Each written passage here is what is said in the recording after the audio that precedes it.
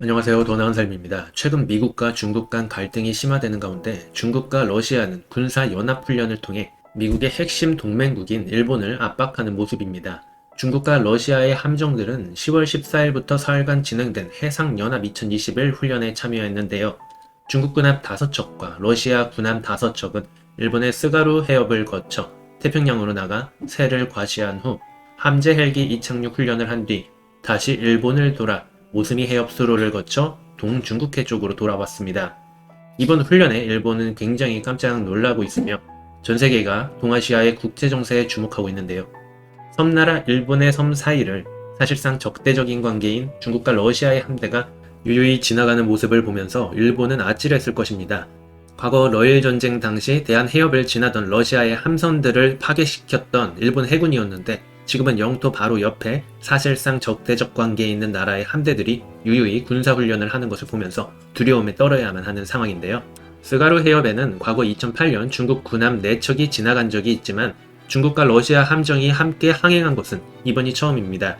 지도를 보면 느낌이 오겠지만 스가루 해협이나 오스미 해협은 일본과 거의 맞닿을 정도입니다. 스가루 해협은 일본의 홋카이도와 혼슈 사이에 있는 해협으로 일본의 영토 사이를 지나는 해협이지만 동해를 거쳐 태평양을 향하는 배들을 위해 국제 항로로 쓰입니다. 일본에서 스가루 해협 구간의 영해 폭을 좁게 했기 때문에 타국 선박이 자유롭게 오갈 수 있지요. 이쪽 분야에 대한 지식이 없어도 스가루 해협은 딱 봐도 일본 내해로 보입니다. 하지만 내륙으로부터 양쪽 폭을 작게 가져가면서 가운데 길을 공해로 보고 있는데요. 국제 영해 기준은 12해리입니다. 하지만 일본은 해상 여러 군데에 국제 영해 기준인 12해리가 아닌 3해리 기준이 적용되고 있습니다. 왜 그럴까요? 바로 미군의 핵 항공모함을 통행할 수 있게 하기 위해서인데요. 1967년 일본의 사토 에이사쿠 총리는 핵무기를 만들지도 가지지도 반입하지도 않는다는 비핵 3원칙을 선언하였습니다.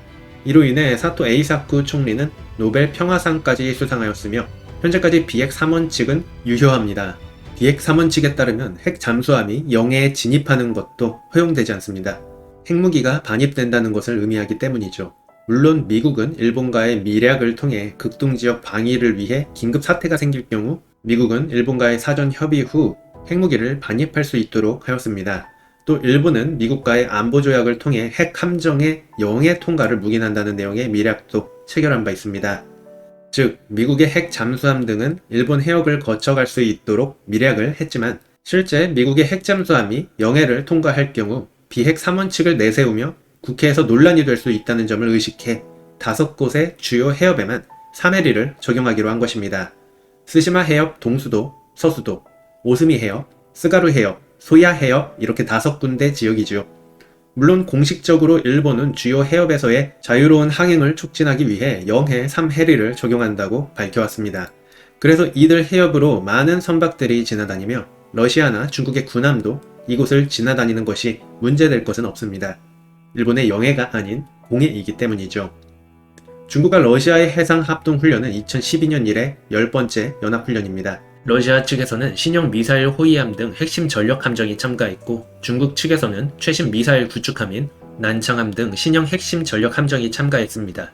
중국과 러시아는 이 연합훈련을 두고 상호 간의 전략적 신뢰를 구현한 것으로 스스로를 평가합니다.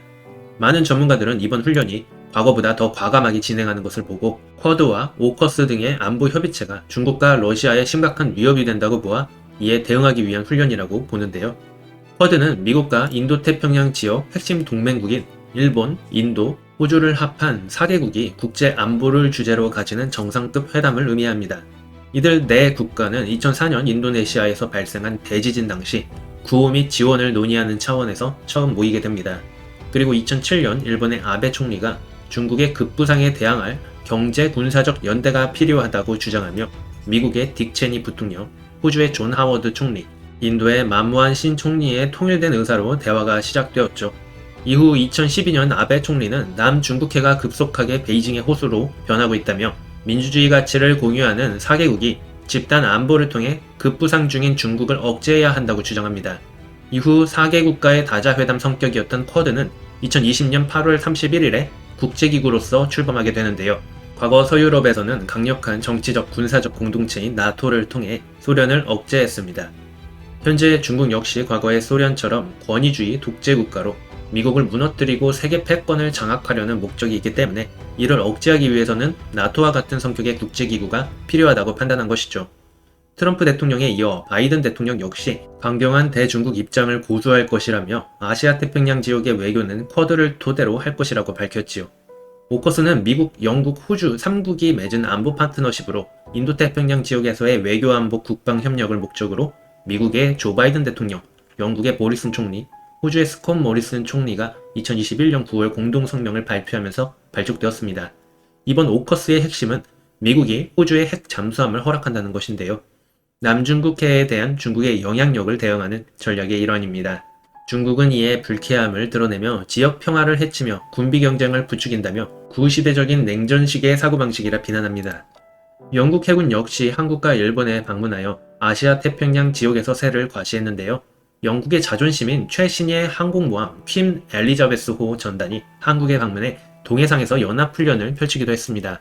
또 영국은 일본과도 다시 밀착하는 모습입니다. 영국은 브렉시트 결정 후 글로벌 브리튼 전략을 발표해 인도태평양 진출을 원하며 일본은 중국을 견제하기 위한 우군을 확보하려고 하기에 양국 간의 이해가 맞아떨어집니다. 약 100년 전인 1902년 러시아 제국의 남하를 저지하기 위해 맺은 영일 동맹이 떠오릅니다. 영일 동맹은 영국은 청나라, 일본은 조선을 차지하는 제국주의적 동맹으로 일본의 러일 전쟁 승리와 한일 합병을 뒷받침했다고도 평가합니다. 이후 1923년 영국과 일본의 동맹 관계는 폐지되었고 1941년 진주만 공습 이후 태평양 전쟁 당시 일본은 영국의 식민지를 침공하면서 양 국가는 적으로 돌아서기도 했는데요. 결국 수십 년이 흘러 양국 간의 이해가 맞아 떨어지자 두 국가는 또다시 뭉치는 모습입니다. 중국은 미국을 중심으로 아시아 태평양 국가들이 뭉치게 되자 냉전 시절의 구시대적 사고방식으로 러시아와 합동 군사훈련에 전념인데요. 지난 8월 서부연합 2021 연습을 실시해 1만 명 이상의 군부대가 참여하여 전술훈련을 했습니다. 특히 중국 영토 안에서 러시아군이 참여해 훈련한 점, 중국의 주요 무기를 공동 사용한 점이 주목받고 있습니다. 그리고 이번 해상연합 2021 훈련을 통해 태평양 지역에서의 해군력을 과시하면서 미국의 동맹국인 일본을 압박하는 모습을 보입니다. 중국과 러시아의 공조는 해상훈련에 그치지 않을 것으로 전망합니다. 양 국가는 북핵과 이란 핵 문제, 아프간 사태에서 서로 상대 입장을 지지하며 긴밀한 협력을 하고 있습니다. 또 러시아는 천연가스를 중국에 수출하면서 중국은 안정적인 에너지를 공급받고 있지요. 시간이 흐르면 미국과 아시아 동맹국들과 중국, 러시아, 북한을 다른 한 축으로 하는 신냉전 구도가 현실화되는 것은 아닌지에 대한 분석이 이어지고 있습니다.